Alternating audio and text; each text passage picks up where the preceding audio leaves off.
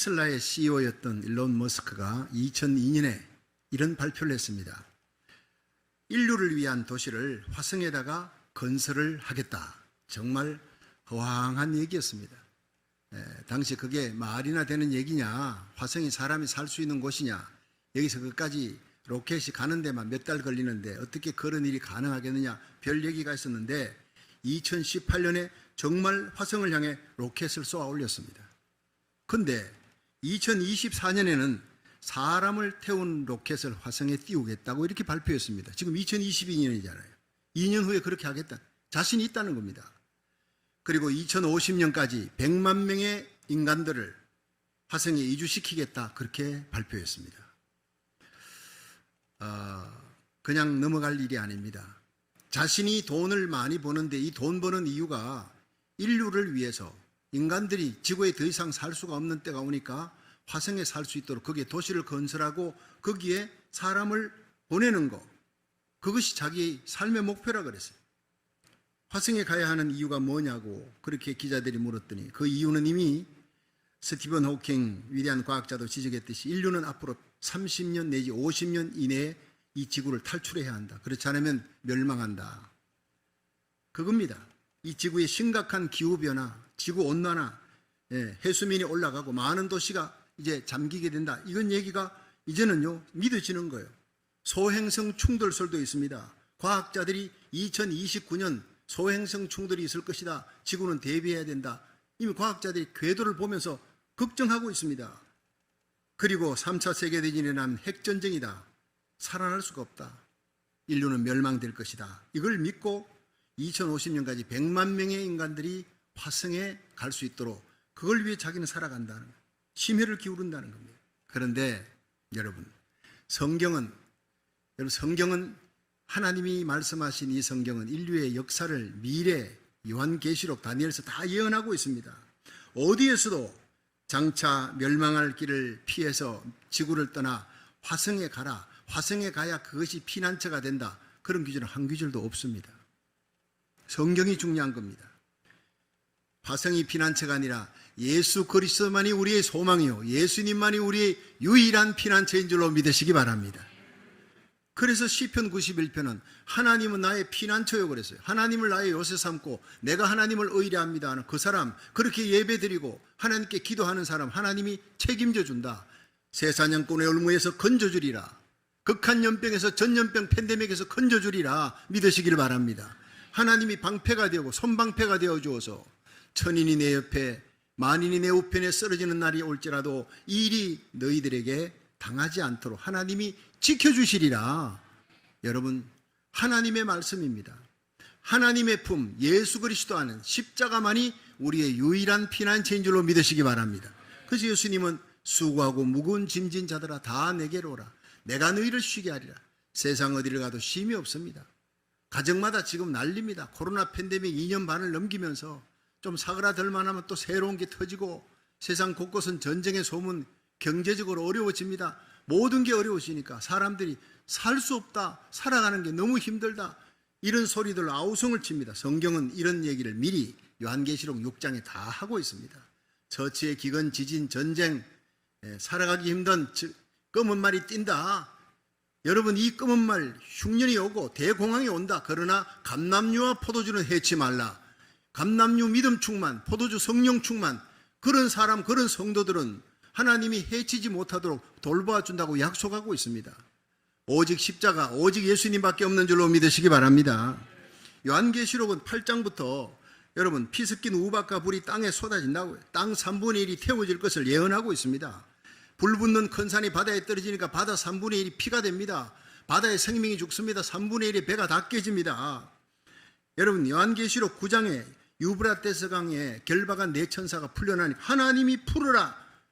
모든 세상의 전쟁도 하나님의 손에 달려 있습니다. 믿으시기 바랍니다. 유브라데스 강 하류권에서 결박한 네 천사를 하나님이 풀어주니까 사람 3분의 1 죽이는 전쟁이 일어난다고요. 전쟁도 하나님의 손에 달린 겁니다. 우리가 볼 때는 이 세상이 왜 이러냐 하지만 그 전부 하나님의 계획 속에 다 들어있는 거예요. 여러분, 분명한 핵전쟁이 아니고는 사람 3분의 1 죽는 전쟁이 어디 있겠습니까? 74억의 인구 가운데 3분의 1이면 25억이 죽습니다.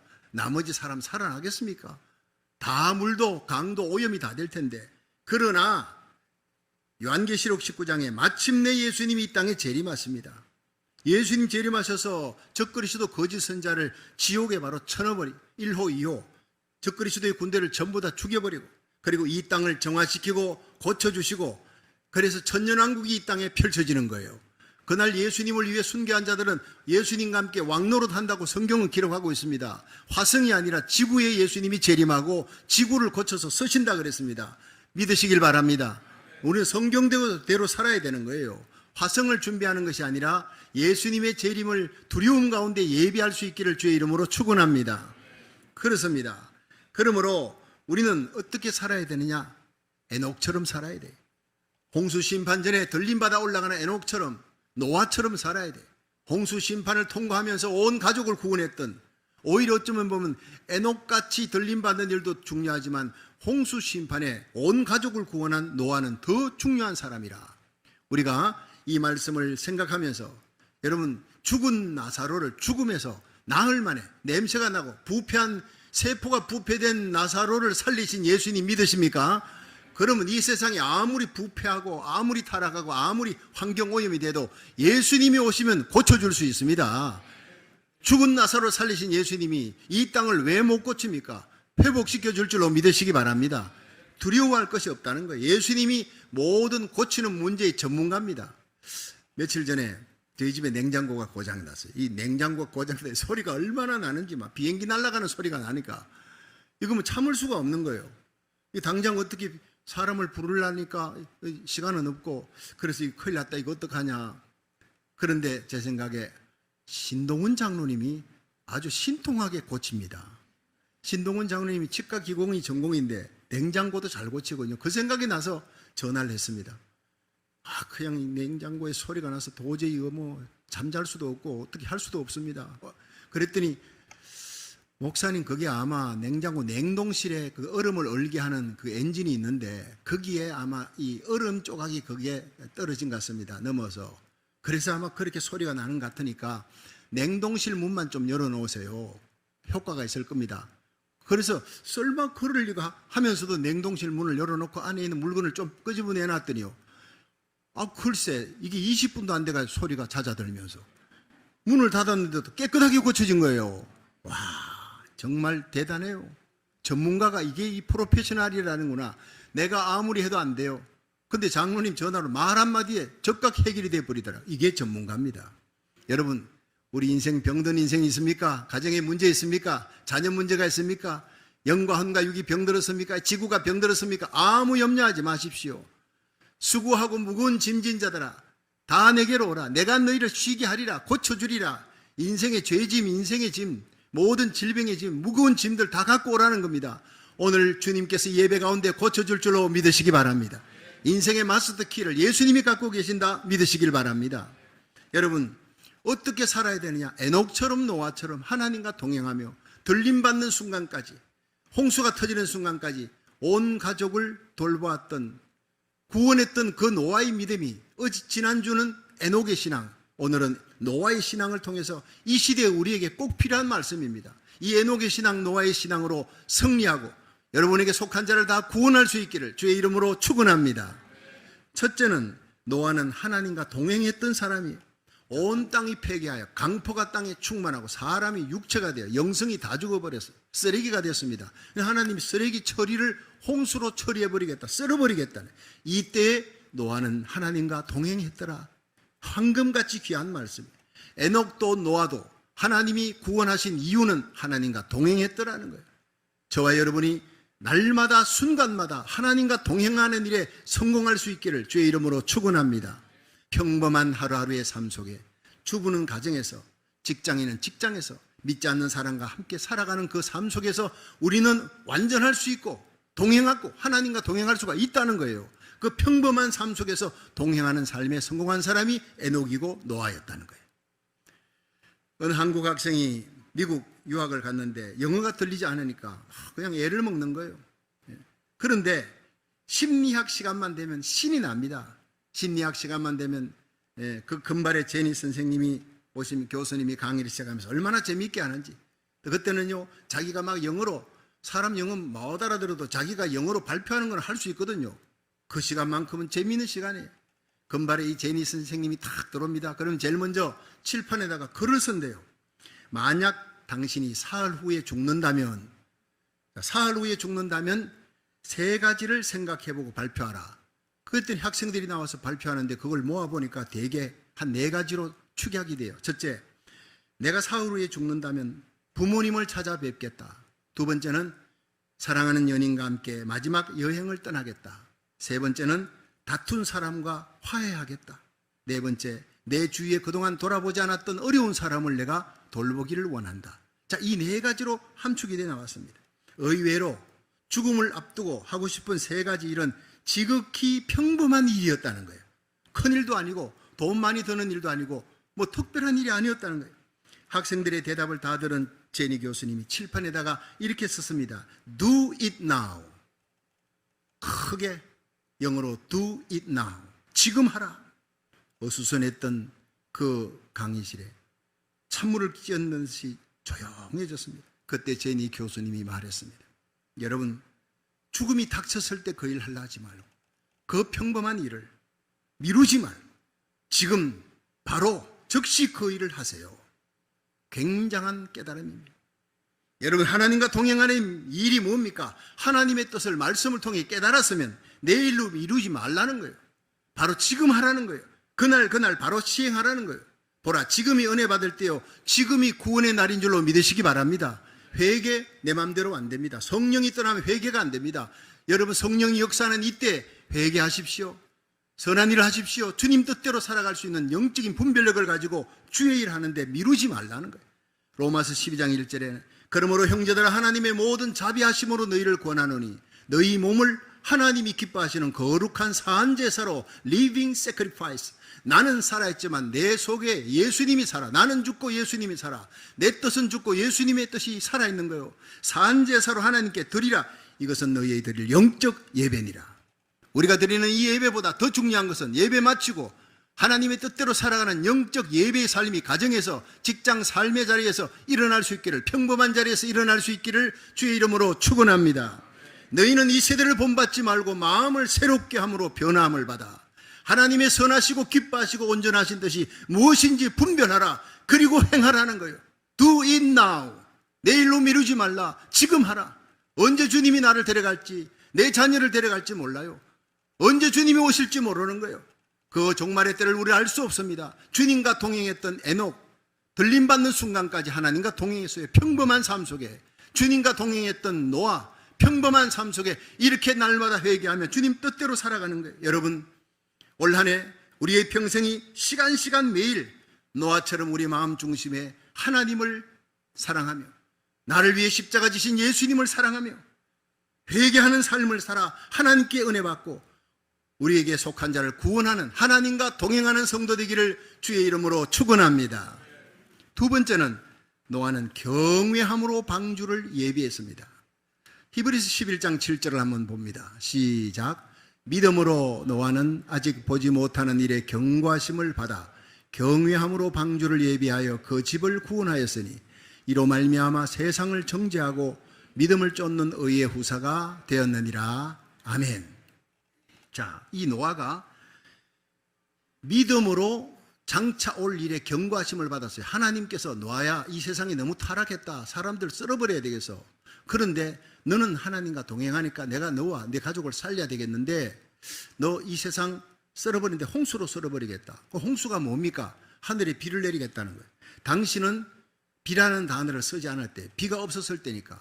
창조과학에서 이 과학자들이 당신은 지구에 위에 물이 있었다. 지구 위에 물띠가 있었고 그리고 지구 아래에 물이 있었어요. 물과 물로 나뉘었다고 창세기 1장은 얘기하고 있잖아요. 근데 지구 위에 그 물이 언제 쏟아졌느냐? 홍수 때 하늘에 창을 열고 다 쏟아부었어요. 그래서 홍수가 기품의 샘들이 터지고 그래서 인류가 멸망하고 8명만 딱 방주 안에 있는 사람만 살아남게 되는데 그때까지 사람들은 이 물띠를 몰랐던 거예요. 공중에 궁창 위에 물을 몰랐던 거예요. 그래서 궁창 위에 물이 있었기 때문에 외부에 나쁜 열선이 우주로부터 오는 자외선이 들어오지 못하니까 사람이 900살 사는 거예요. 950살, 969살 모두셀라 그래 사는 1000살 가까이 사는 시대가 바로 그것 때문에 그 물띠가 다 창으로 물로 쏟아져 버리고 나니까 이제 외부에 나쁜 열선들이 막 들어오니까 사람들이 수명이 120세가 된 거예요. 과학자는 정확하게 그때 얘기합니다. 그런데 이렇게 비를 알지 못하는 그때에 하나님께서 경고했습니다. 야, 비가 온다, 홍수가 난다, 다 죽는다. 준비해라, 방주를 지어라. 여러분, 노아가 경외함으로 방주를 지었습니다. 잣나무로 역청을 바르고 120년 걸립니다. 당시의 기술로는 그렇게 걸릴 수밖에 없죠. 자, 사람들은요, 비 온다 그러니까 안 믿어요. 하나님이 심판한다, 홍수를 한다니까 믿을 수 없어요. 본 적이 없으니까. 그러나 노아는 보았어요. 뭘? 믿음으로 노아는, 이게 중요한 겁니다. 아직 보지 못하는 일에 경과심을 받고 비 온다, 홍수 난다. 그런데 경외함으로 거룩한 두려움으로 방주를 예비했다. 지금 이 시대에 필요한 것은 거룩한 두려움입니다. 경외함입니다.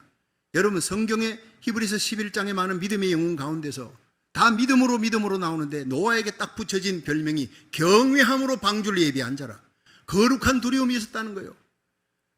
에녹은 그 홍수전에 올라가 버려서 걸림받는 휴거 성도의 예표지만 이건 홍수를 예비해야 된다. 내 가족이 다 죽게 되었는데 멸절하는 사람 가운데 구원받으려면 방주를 예비해야 된다. 그 경외함이 방주를 예비하는 힘이 됐다는 겁니다. 여러분, 우리가 신앙생활에 믿음이라는 게 뭐냐? 지정의입니다. 지식입니다. 하나님의 말씀을 읽고 듣고 말씀 선포할 때 깨닫습니다. 요한계시록 강의가 지금 새벽마다 나라 살리길 1000번째 전해집니다. 많은 성도들이 거룩한 두려움을 안습니다. 아, 다가오는 시대가 이런 시대가 오는구나. 그러나 두려워할 것이 없는 것은 그 두려운 시대에 하나님이 우리를 구원하신다. 신랑 예수님이 우리를 구원하러 오신다. 믿으시길 바랍니다. 거룩한 두려움을 안고 예배 나오는 거예요. 새벽 예배의 동력, 믿음으로 살아가고 거룩하게 살아갈 동력과 힘이 거룩한 두려움, 경외함입니다.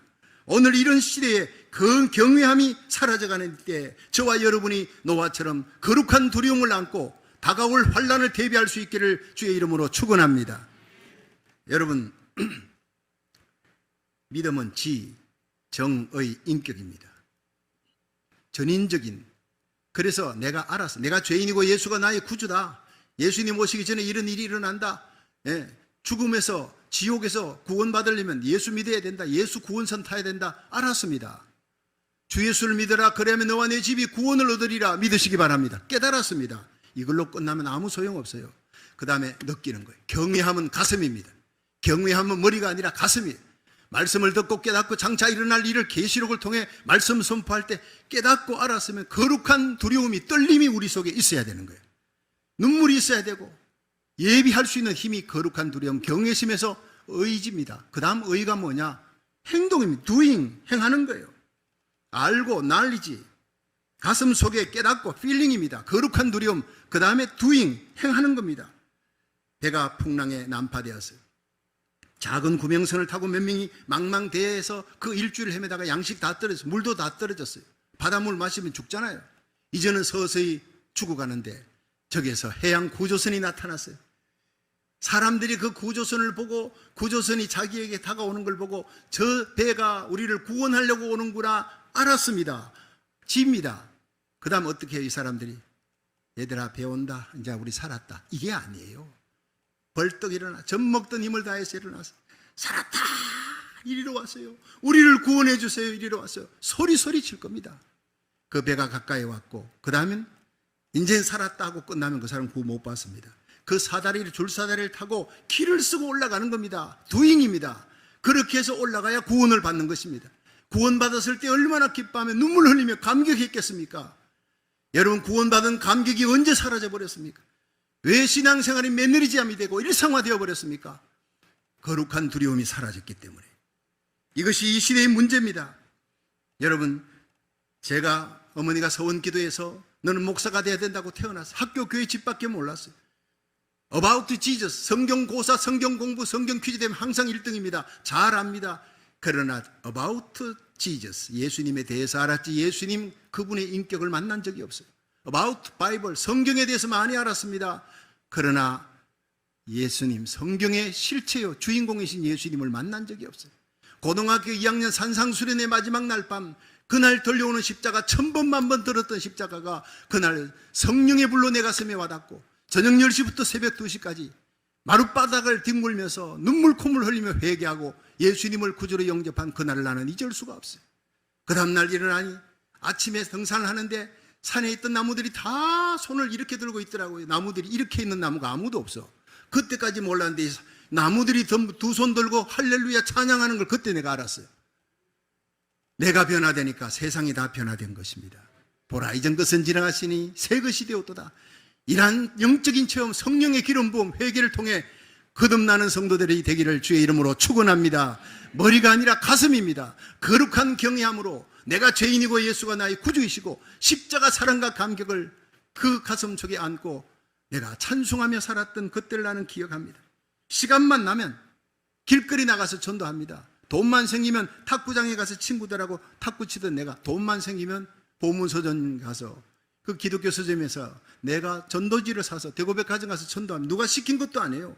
목사님 시킨 것도 아닙니다. 내 속에 계신 성령님이 뜨거운 감격으로 내가 견딜 수 없는 힘으로 나가서 전도합니다.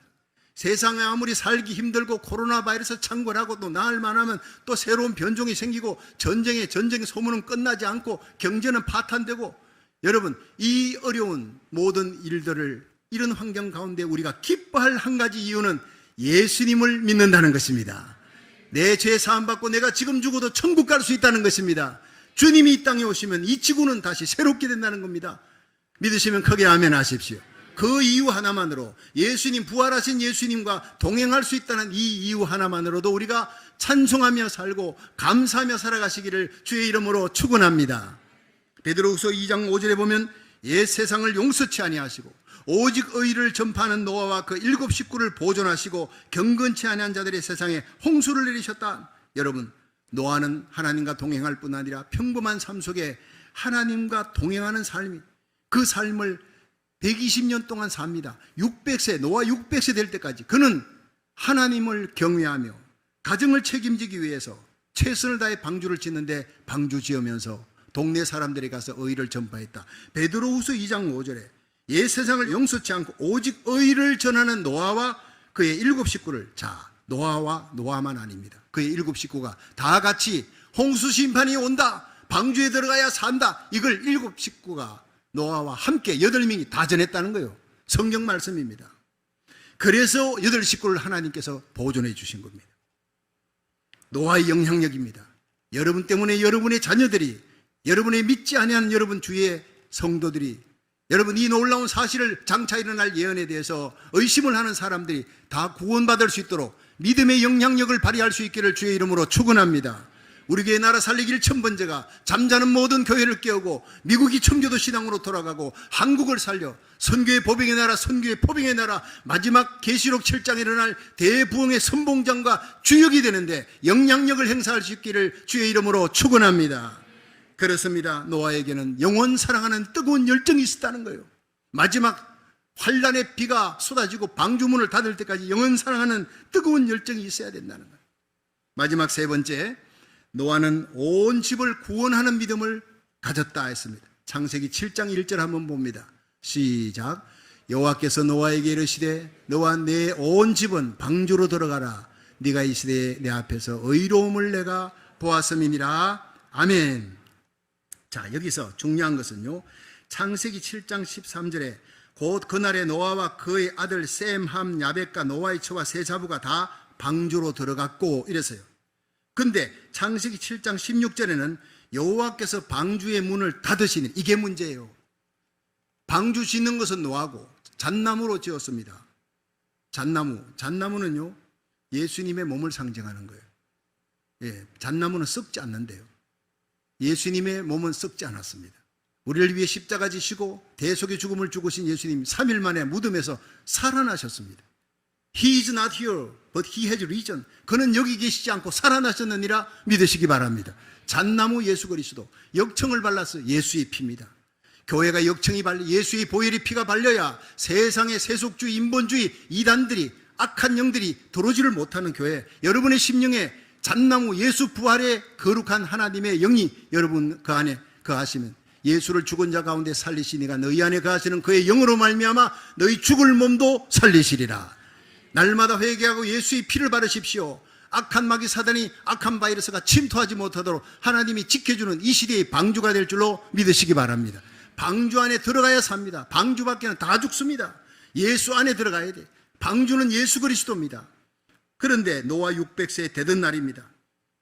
노아가 방주 안에 다 식구들 들렸어요.